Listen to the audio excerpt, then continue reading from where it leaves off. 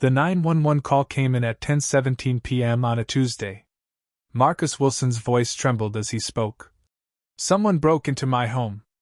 I shot him. He's not moving. Please hurry. The dispatcher kept him on the line while police and paramedics raced to the modest two-bedroom house in Oakwood Heights, a historically black neighborhood on the south side of Riverside that was rapidly gentrifying.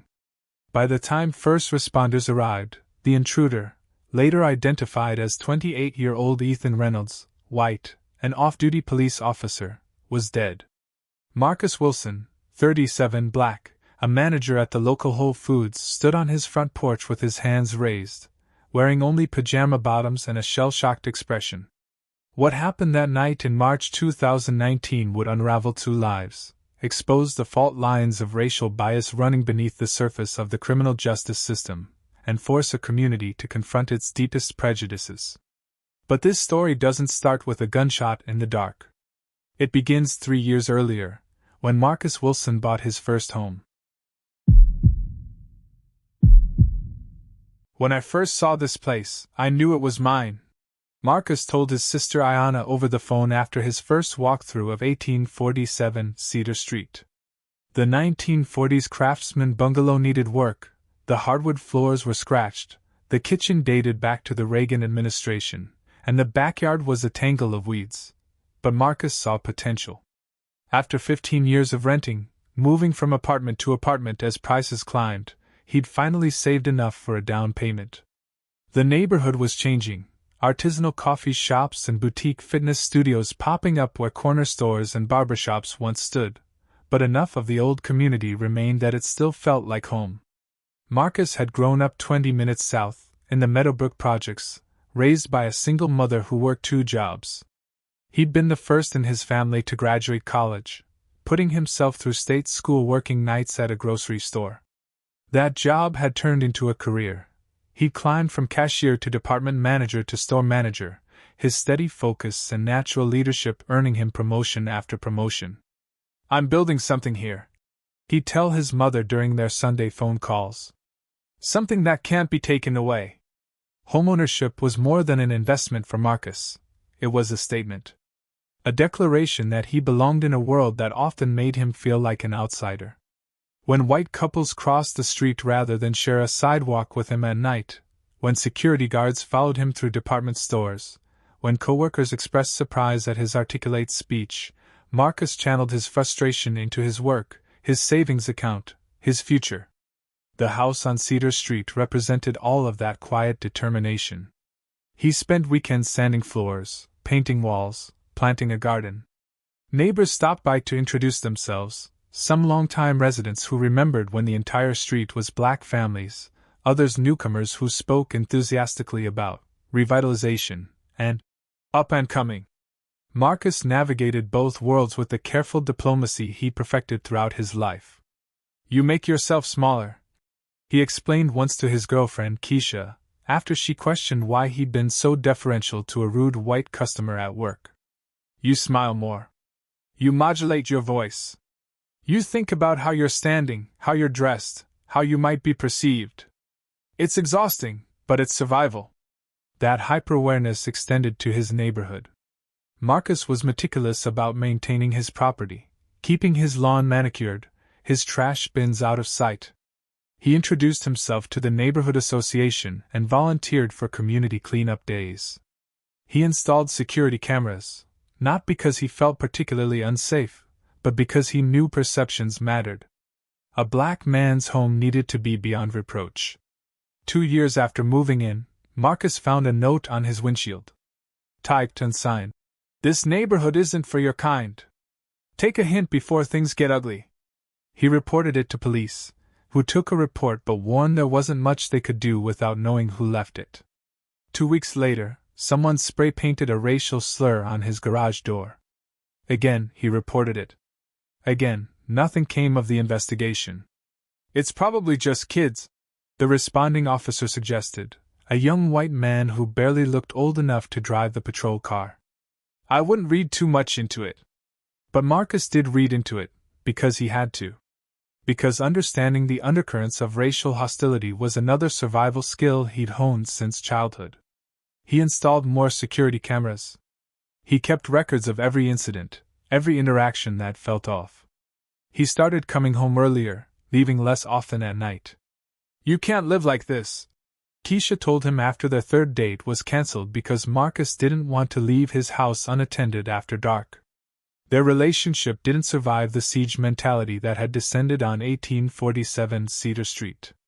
"I worked too hard for this," Marcus would later tell investigators. "I wasn't going to be chased out." Ethan Reynolds joined the Riverside Police Department straight out of the academy, following his father and grandfather into what the family considered a proud tradition of service. The Reynolds men were cops. It was in their blood, their bearing, their worldview. "It's not just a job," his father had emphasized at Ethan's academy graduation. "It's a brotherhood. You watch their backs, they watch yours." Ethan took that lesson to heart, cultivating the us versus them mentality that pervaded the department. In his first years on the force, he accumulated commendations for drug arrests in high-crime neighborhoods, areas that, not coincidentally, were predominantly black and Latino. The thin blue line, as Ethan understood it, was what stood between order and chaos. Between the good citizens he protected and the dangers lurking in the shadows. Those shadows took shape in his mind as dark faces, voices with particular accents, cars with particular music thumping from their speakers. He didn't consider himself racist. He had black colleagues he respected, had dated a Latina woman in college, but he trusted his instincts. And his instincts told him where the threats came from. What his personnel file didn't reflect, what his fellow officers covered with the blue wall of silence, were the complaints. The young black man handcuffed so tightly his wrists bled. The Latino teenager slammed against a patrol car during a routine traffic stop. The unnecessary searches, the escalations, the casual cruelties justified as tactical necessities. 3 formal complaints had been filed against Officer Reynolds in his 5 years with the department. All were dismissed after internal investigations found insufficient evidence of misconduct. What remained in his file were the commendations, the rise through the ranks, the reputation as a proactive officer. What wasn't in his file was his growing obsession with Cedar Street. It started with a routine patrol. Reynolds noticed a black man, Marcus, working in the yard of one of the nicest houses on the block. Something about the scene struck him as wrong. He circled the block twice, watching. Marcus felt the eyes on him, the slow crawl of the patrol car, but kept his head down, continuing to prune his rose bushes. When Reynolds finally drove away, Marcus exhaled a breath he hadn't realized he was holding. After that, Reynolds found reasons to drive down Cedar Street during his shifts. He ran the address through the department database, learning Marcus's name, occupation, the fact that he had no criminal record. This information didn't dispel his suspicion. If anything, it deepened it. How did a grocery store manager afford this house? In this neighborhood? Something had to be off. The department's policy prohibited using law enforcement resources for personal investigations, but Reynolds wasn't concerned. The thin blue line protected its own. During one of his drive-bys, he spotted Marcus installing security cameras. "What's he hiding?" Reynolds wondered aloud in the patrol car. His partner that day, Officer Diaz, gave him a sideways look. "You're spending a lot of time on this street lately," Diaz remarked carefully. "Just being thorough," Reynolds replied, not taking his eyes off Marcus's house. "There's been reported activity in the area." There hadn't been any reported activity beyond the incidents Marcus himself had called in, the note, the graffiti. But Reynolds had already constructed a narrative in his mind, one where his suspicions would eventually be validated. When he was assigned to administrative duty following a questionable use of force incident, another complaint that would ultimately be dismissed, Reynolds found himself with more free time. And a growing preoccupation. March 14, 2019, began like any other Thursday for Marcus. He worked the opening shift at Whole Foods, attended a district manager's meeting over lunch, stopped by his mother's apartment to fix a leaky faucet on his way home. He picked up Thai food from his favorite takeout spot, texted with a woman he'd met on a dating app, and fell asleep watching a documentary about deep-sea creatures. The sound that woke him at 10:06 p.m. was subtle, glass breaking, but not dramatically. The gentle pop of a window being forced. Marcus sat up in bed, instantly alert. His heart hammered against his ribs as he reached for his phone, then thought better of it. In the 3 seconds it took him to process what was happening, he made a decision that would alter the trajectory of his life. The gun had been a reluctant purchase, made after the second threatening note appeared on his porch 6 months earlier. "You don't belong here," it had read in the same anonymous, typed font as the first. Marcus had never fired a weapon before purchasing the Glock 19. He took classes, obtained his permit legally, practiced at the range until he felt comfortable handling it. Still, he kept it locked in a safe in his closet, hoping he'd never need to use it. Now, he punched in the code with trembling fingers, wrapped his hand around the cool metal, and moved silently toward his bedroom door. From the living room came the sound of movement, careful footsteps, a table bumped, the muffled curse of someone trying to be quiet and failing. "I have a gun," Marcus called out, his voice steadier than he felt. "I've called the police. Leave now." He hadn't called police yet, his phone was still on his nightstand, but the intruder didn't need to know that. For a moment, silence fell over the house. Then came the sound of rapid footsteps, not retreating toward the front door, but advancing down the hallway toward the bedroom. Marcus raised the gun as his bedroom door burst open. In the dim light filtering through his window, he saw a figure, male, bulky, something in his hand. Marcus fired twice. The figure crumpled. Only then, with the adrenaline still coursing through his veins, did Marcus reach for his phone to make that 911 call. "Someone broke into my home. I shot him. He's not moving. Please hurry." When the first officers arrived at the scene, they found Ethan Reynolds on Marcus's bedroom floor, dressed in dark clothing, a gun in a holster at his hip, a flashlight in his hand. He wasn't in uniform. He was off duty, wasn't supposed to be there at all, but the response changed the moment his fellow officers recognized him.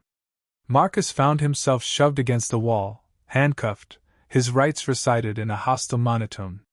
The house he'd worked so hard to own became a crime scene where he was treated as the perpetrator, not the victim. He repeated his story, the break-in, the approaching figure, his fear, but watched as the officers exchanged glances over his head, their expressions hardening with each repetition. "He's one of ours," he overheard one officer say into his radio. "I repeat, officer down." It wasn't until Marcus was in the back of a patrol car, heading not to the hospital to be treated for shock but to the police station for questioning, that he fully understood the weight of what had happened. He had shot a police officer.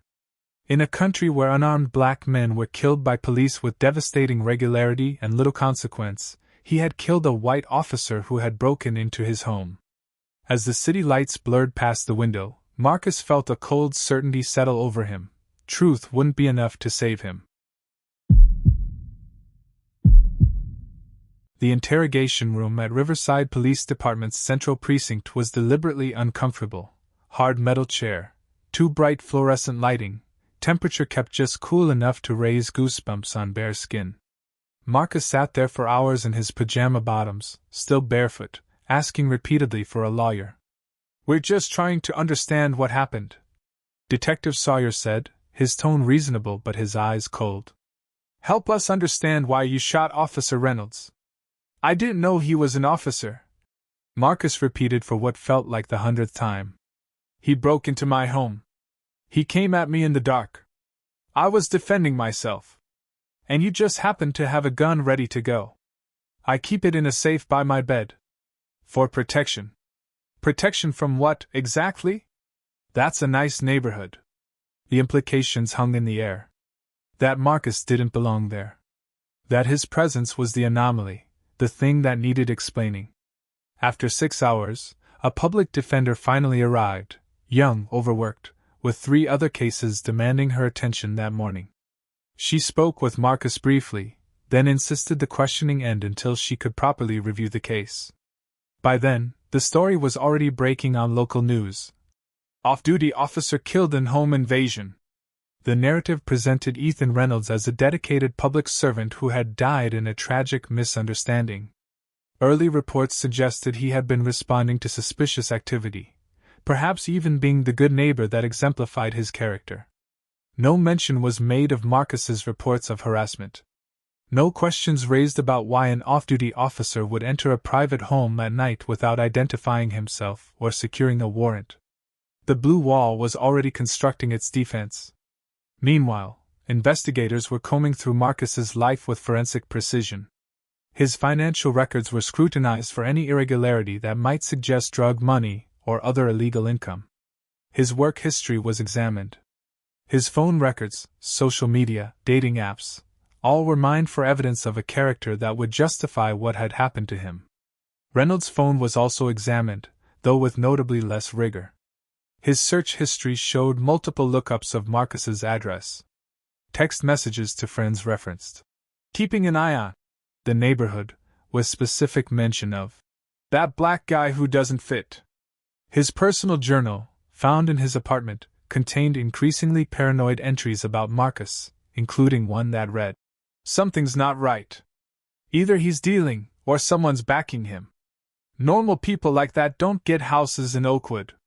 I'm going to find out what he's hiding." These details emerged slowly, reluctantly, through the efforts of Marcus's eventual legal team. By then, however, the public narrative had calcified: a heroic officer, a dangerous encounter, a tragic outcome. 3 days after the shooting, Marcus was formally charged with second-degree murder. His bail was set at $1 million, an impossible sum for a grocery store manager whose modest savings had gone into his home.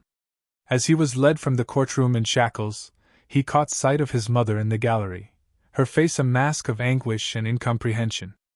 Outside the courthouse, 2 groups of demonstrators faced off.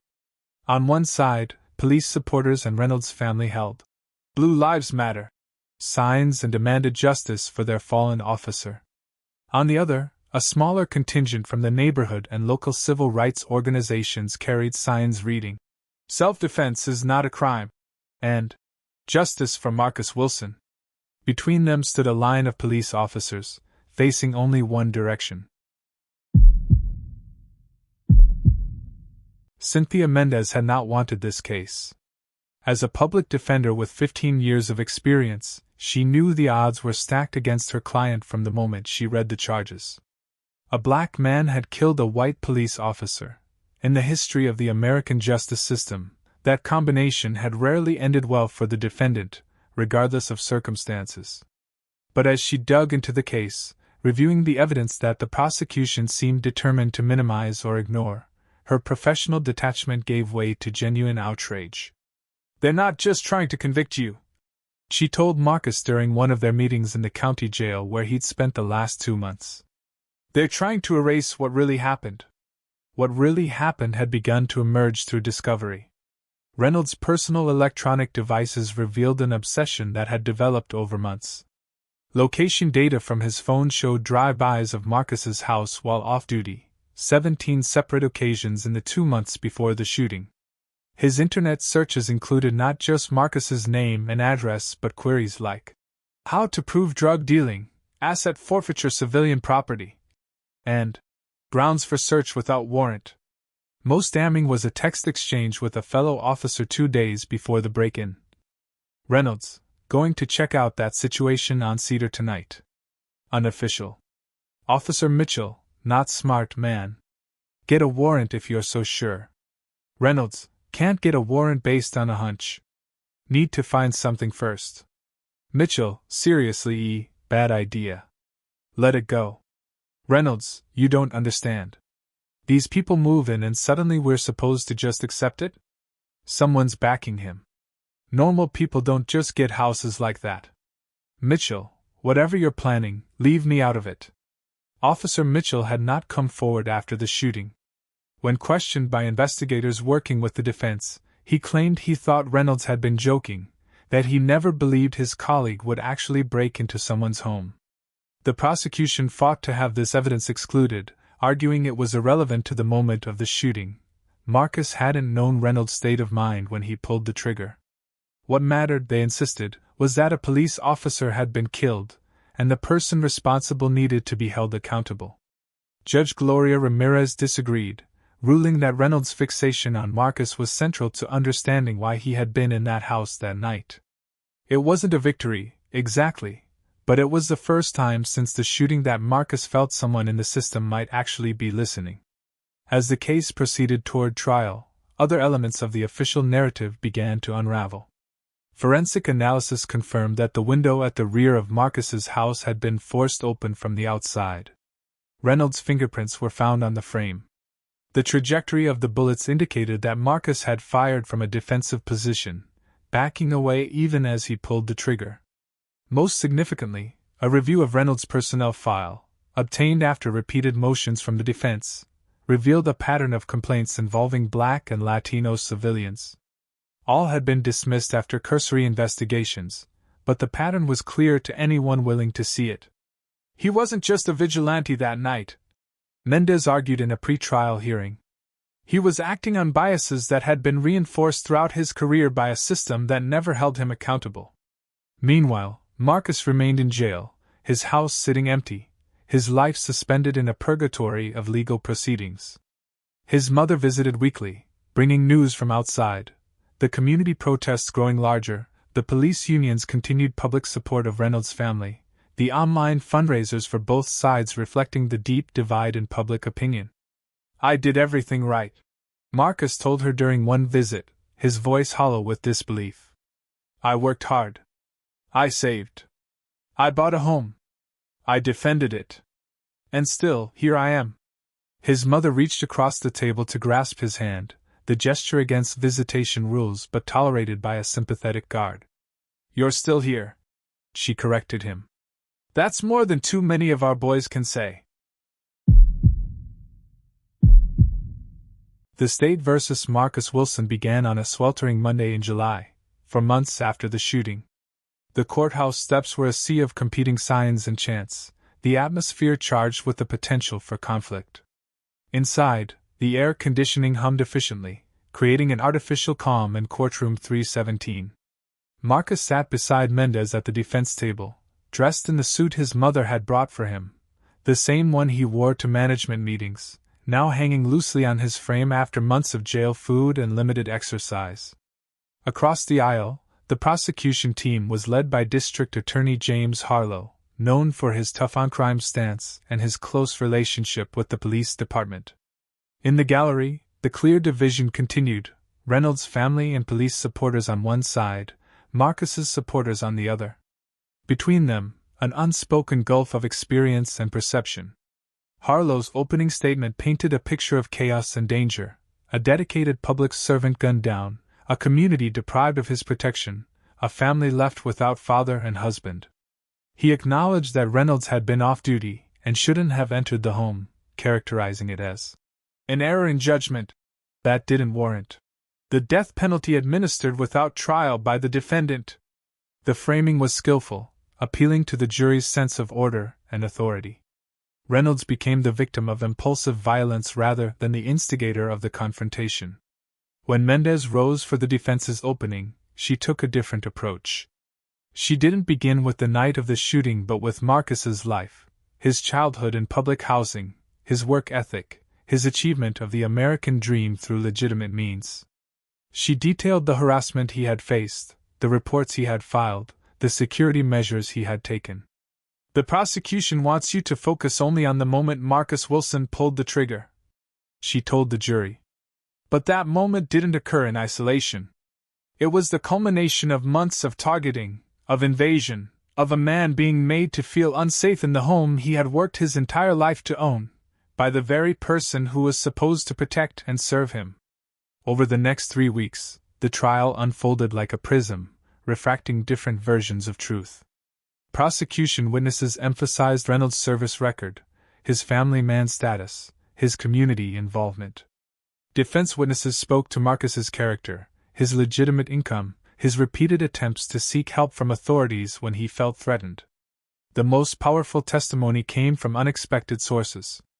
A neighbor who had seen Reynolds' car parked on the street multiple times in the weeks before the shooting. A fellow officer who reluctantly admitted that Reynolds had expressed concerns about changes in the neighborhood. The medical examiner who confirmed that the angle of the gunshots supported Marcus's account of firing in self-defense while backing away. But perhaps the most significant moment came when Marcus himself took the stand, against Mendez's cautious advice. For 5 hours, he narrated not just the night of the shooting but the lifetime of calculations that had preceded it, the careful way he had moved through the world as a black man, the extra burden of proof he carried, the fear that had become so familiar it was almost unnoticeable until it wasn't. "I never wanted to hurt anyone," he testified, his voice steady despite the emotion visible in his eyes. "I just wanted to live in my house and be left alone. I wanted what everyone wants: safety, peace, the chance to build something lasting." During cross-examination, Harlow tried to undermine this narrative, suggesting that Marcus had overreacted, that he should have recognized Reynolds as an officer despite the darkness and the circumstances. "Mr. Wilson, if you were truly the upstanding citizen you claimed to be, wouldn't you have waited to confirm who was in your home before firing?" Marcus looked directly at the district attorney. "With all due respect, sir, I don't think you understand what it means to be woken in the night by someone breaking into your home, knowing there are people who don't want you there, who have threatened you." I called out. "I warned him I was armed. He kept coming. He chose that outcome, not me." As the trial neared its conclusion, the city held its breath. The case had long since transcended the individuals involved, becoming a referendum on race, authority, and the uneven application of justice. Whatever the verdict, half the community would see it as evidence of a system either working or failing. The jury deliberated for 27 hours over 4 days. When they finally filed back into the courtroom, their faces gave nothing away. 12 citizens carrying the weight of a decision that would reverberate far beyond this case. "On the charge of murder in the second degree, we find the defendant, Marcus Wilson, not guilty." A collective gasp rippled through the courtroom. The forewoman continued. "On the lesser included charge of voluntary manslaughter, we find the defendant not guilty." Marcus sat perfectly still, as if movement might somehow reverse the verdict. Beside him, Mendez squeezed his arm, her professional composure cracking to reveal genuine relief. Across the aisle, Reynolds' widow collapsed into sobs, supported by fellow officers' wives.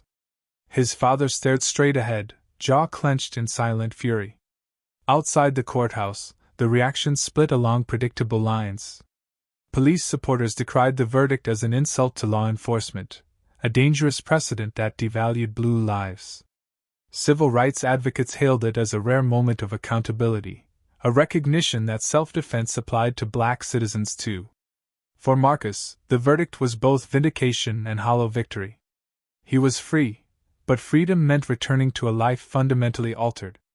His job had been filled during his months in jail. His savings were depleted by legal costs. The house on Cedar Street, the symbol of everything he had worked for, had been vandalized repeatedly during his absence, windows broken, walls spray-painted with slurs and threats. 2 weeks after the verdict, he put it on the market. "I can't go back there," he explained to his mother as they packed up the belongings that had survived the vandalism. "Not after everything." "They're winning if you sell," she argued, but without much conviction. She understood the impossible weight of returning to a space so thoroughly transformed by violence and scrutiny. The civil suit came next, Marcus filing against the police department for the harassment, the failure to investigate his reports, the implicit support of Reynolds' vigilantism. The city settled for $1.3 million rather than risk a public trial that would further expose the department's culture of bias. The settlement came with no admission of wrongdoing, no promise of reform. Reynolds' family also filed suit against Marcus, seeking damages for wrongful death. That case was dismissed by a judge who found that Marcus had acted within his rights under the state's castle doctrine. Justice, such as it was, had been served. But as Marcus observed to Mendez over coffee a year after the verdict, It was a strange kind of justice that left everyone damaged. Reynolds' family lost someone they loved, he reflected, watching pedestrians pass by the cafe window. I lost my home, my sense of security. The neighborhood is still divided. What exactly was accomplished? Mendez had no easy answer. As a public defender, she was intimately familiar with the limits of the legal system's ability to heal the wounds it addressed. The law isn't designed for restoration, she said finally. It's designed for resolution. Resolution had come in the form of not guilty verdicts, financial settlements, case closures. Restoration would be a longer, more uncertain process. For Marcus, for the community, for a system that continued to view black homeownership with suspicion and black self-defense with skepticism. Marcus eventually relocated to another state, using the settlement money to start over yet again. He bought another house, in another neighborhood, where no one knew his story unless he chose to share it. He found another management position. He began, slowly, to rebuild. But he kept the news alerts for Riverside active on his phone, following from a distance as the police department announced reforms, following public pressure, bias training, community outreach, more diverse recruitment. He noted the election of a new district attorney who promised more oversight of police misconduct. He tracked the career advancement of Officer Mitchell, who had warned Reynolds against his unofficial investigation but never reported it to superiors. 3 years after the shooting, a journalist writing a book about the case contacted Marcus for an interview. After some hesitation, he agreed, inviting the writer to his new home. As they sat on his deck overlooking a small but well-tended garden, the journalist asked what he hoped people would take from his story. Marcus was quiet for a long moment, considering the weight of the question, the responsibility of the answer. I hope they understand that what happened wasn't just about one night or one decision, he said finally. It was about all the moments that led up to it, the assumptions, the unchecked biases, the different rules for different people. I hope they understand that justice isn't just about what happens in a courtroom. It's about whether everyone has the same right to feel safe in their homes, to walk their neighborhoods, to exist without having to constantly prove they belong. He looked out at the garden he had planted in this new place, the fresh start he had never wanted but had made the best of. Mostly, I hope they understand that I'm not just a case study or a statistic or a symbol. I'm a person who wanted what everyone wants, a decent life, a place to call my own, and the simple dignity of being left in peace. The weight of silence fell between them, filled with all the things that remained unsaid, all the parallel lives that might have unfolded if different choices had been made, by Reynolds, by the department, by a society still struggling to reconcile its ideals with its realities. In that silence lay the truest testimony. Not every crime scene has yellow tape, not every violence leaves visible wounds, and not every form of justice brings peace.